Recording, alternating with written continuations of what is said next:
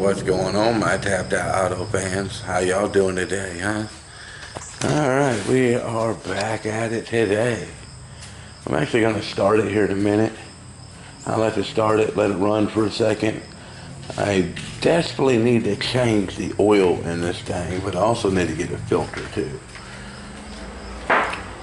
We have 5 quarts right there. I might just dump that supermobile stuff in here real quick. But we're gonna get this one, we're gonna start it up, let it run for a little bit, but yeah, I'm gonna go ahead and dump that. I don't got a filter, but that's okay, at least it have up-to-date oil in it. So let's do that, and then we'll start it up, let it listen, and then we're still trying to take this off. This front bumper cover is a pain in the ass. You can see you got bolts here, there. I mean, they did not skimp on putting this thing together. I mean, this was when Chevrolet had quality right here in their parts, in their cars. I mean, this thing has been a pain. I've had to take bolts that I don't even know I'm supposed to take off, but it's getting there. This side here getting pretty loose, but I think I gotta take all these bolts off and all those bolts off, and these two. So yeah, so I'm gonna change that oil, and I'll be back.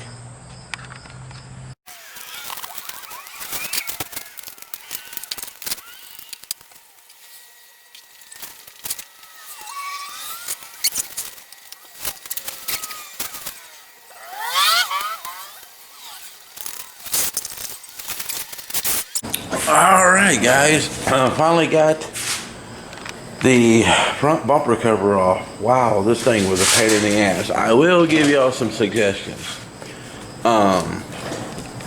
It looks like that only these two need to come out, just this one here and this one here. There is 4 of them.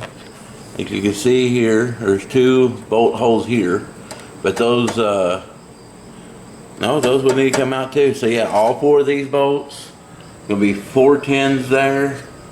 There's gonna be 2 10mm here, and then 1, 2, 3, 4, 5, 6, 7 10mm and 11mm.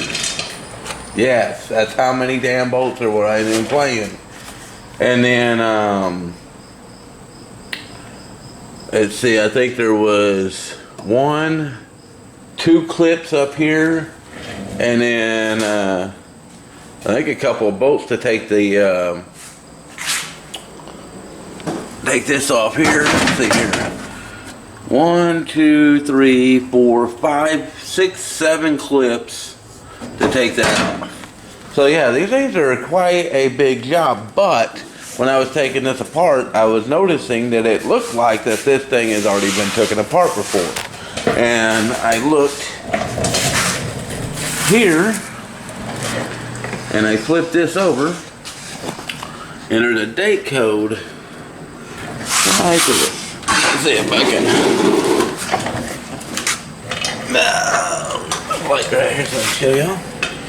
And if y'all see the date code there, it says 3rd month, 31st day of 1988, made in Mexico.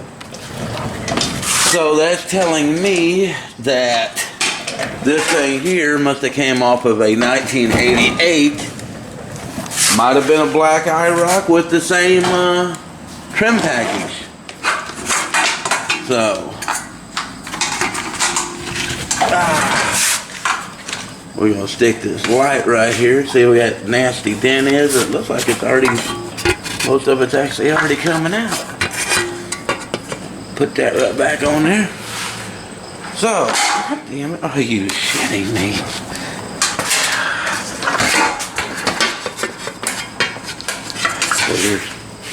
So Anyways, so I came over here and looked at the VIN numbers are actually on the bumper. This is a bumper. That's a bumper cover. People get these confused all the time. But there's the old door right there. And the numbers is right there. And those numbers match these numbers. So the bumper had not been replaced, just the bumper cover. So who knows? But I didn't think that they back in the 80s and stuff like that, I thought these were, I didn't think the gen, you know, like first gen, third gen, stuff like that, second gen, fourth gen, I didn't think that stuff was popular back then. I thought these were just, you know, 1988 Camaros. I mean, I don't know the history too much into the Camaros. I'm learning, but yeah, it says gen, I can't remember I can't see, it looks like it says gen something past that. I can't really read it. But that's pretty cool. So next thing I want to get out is the gas tank. And but here, you know, we got some electrician finally got us some light, stuff like that. So now we can see. Here's where that blunt of the crash is. Have y'all seen in the pictures? You know, this right here is kind of smashed in a little bit. Battery box really got it. The battery box took the blunt of the damage. It really did. One thing about it is, it didn't smash it up, it just smashed it in. So all we gotta do is just pull everything out. But if you look like off in here and stuff like that, it did not crease none of this. It creased it right here. That's the only place it creased it. So they must have bounced off of this. And this right here, this wire here is for the marker light for the fender. But as you can see, here's the plate for the shock. None of this is bent. None of this up here is bent. None of the wires are bent. I thought that right there was a crease, but it's not. It follows the car. This is really thin metal. If anything was screwed up here, especially this little flap here, all this would be bent flat, and it's not. Looks like this here. I don't know, that might be factored the way that is, because I would figure if it hit here, it would have bent this. Whatever the hell this is. And this would have been broke. But none of this is broke, none of these wires are bent, none of this stuff here is broke. So yeah, none of this here is still flat. Kind of weird how this striker though is like bent back that way. And so is the striker. Striker's bent the same way. It's weird. I don't get it. But nothing else is damaged. I mean, this thing is really in a whole lot better shape than I really thought it was. I was actually really scared, guys. I mean, you look down there, you can tell that this right here twisted like this, but it did not go in any further than that. The only thing I gotta do is just pull this out, and I've already put the fender up here, and the fender lines up perfect all the way through here till about right here where this is bent up. So I just need to figure out a good way to twist this up. And I think if I, looking at it now, I think, see, none of this is bent. None of this is bent in. It's just pushed down. So I think if I take the battery out, and I think if I start hammering on it a little bit, and if I can beat this out and beat this straight and beat all this straight here, I think it would automatically twist this back up. So that's cool. I mean, at least whoever wrecked this car did not wreck a pure 1987 third gen. It's got a different front clip on it, so it doesn't, now it's not hurting me as bad to go forward and to put aftermarket parts on this, even though that did come off of some third gen Camaro. Alright guys, I'm going to get this bumper off. And then I really like to get the gas tank out. And we're going to finish up that 360 Ford motor today. And no, I haven't been putting any video on and stuff like that. There's 101 videos how to overhaul them, and I'm not going to be thrown in the middle, so they all got different aspects of how to do things, and I'm just not going to get into that. Do got to get this off here so I can plastic weld this. Probably people jumping in and out the back. One thing about me, with me owning this car, ain't nobody going to be sitting back there. The seats will always be just like they are now. Yes, I have a friendly mouse that I've seen in the dash. I think there's only one though, so I just bought that just to get rid of it. But the carpet in this thing is really clean. I cleaned it all out, stuff like that. Got some shelving in here and stuff, so. And still waiting on to get some money to get the quarter panel for this. This ain't gonna be so bad. I can actually see now. I did get a little close with the grinder, but it's only from here to here, so that's nothing. I don't know, I think the piece, it looks like the piece actually stopped right here and it goes straight all the way across. So, we'll see. I'm not going to go that far. I'm just going to go still right here. We're going to check it out, but none of this, you get a good view now, none of this got crumpled up back here. None of this is bent. This is all factory. Down here I did have to, look like they might have bottomed out back here and stuff like that, push this, but I took and beat this down really good. It actually came out really well. So yeah, actually really happy. I need to get this rear bumper off too. I got it just about off. I think I need to do some cutting underneath, but there's some rust forming right there. I want to go ahead and take care of that while it's all stripped apart. Why the hell not? Driver's side of this car really looks good. I need to do some fitment on the doors, but other than that, you know, doors actually fit pretty good. Alright guys, well, let me get this bumper off. The only thing it is got 2 bolts here and then 2 bolts directly at the bottom right there and on the other side, and it just falls off and licks your toes. So let me get that and I'll be right back. Hey guys, still getting this off. Just want to show y'all, even for back then, look how shit, I've never touched this bolt, never touched it or nothing. Look how loose that is. Look at that. Now I took this one off, but I never touched this one. Look at that. What the hell?